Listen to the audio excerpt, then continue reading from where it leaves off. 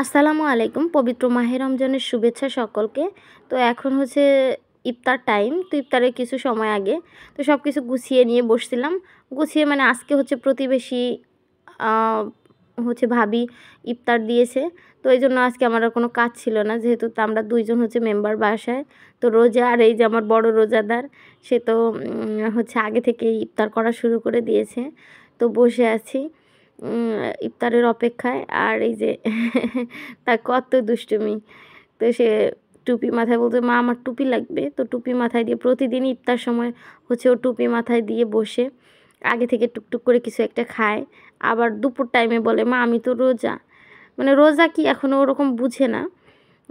সেহরি এগুলো মানে সেহরিতে ২ দিন উঠছে। তো খাইছে, একদিন আমার সঙ্গে খাইছে আর একদিন শুধু বিরক্ত করছে, খায়নি। ওই দিন ওর জ্বর ছিল। তো আজকে হচ্ছে আবার ওই যে কত কিছু বলতেছে।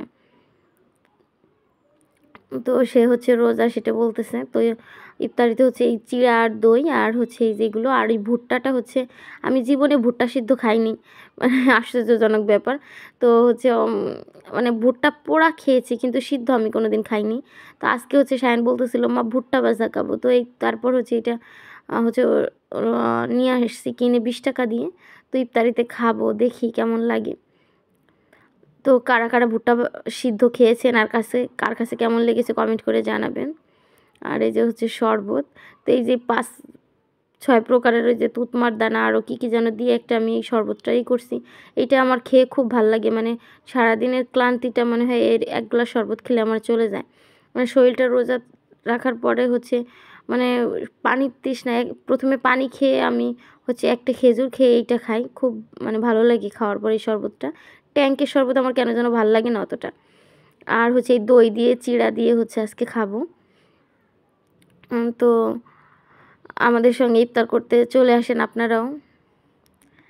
আর সায়ানবাবু হচ্ছে যে ভুট্টা খেয়েছে আর এই যে আমার জন্য রেখেছে। তো আমি ইফতার করে হচ্ছে ভুট্টাটা খাবো। তো আমি ভীষণ এক্সাইটেড ভুট্টাটা কেমন লাগবে এটা নিয়ে। তো আজকের মতো বিদায় নিচ্ছি। আল্লাহ হাফেজ।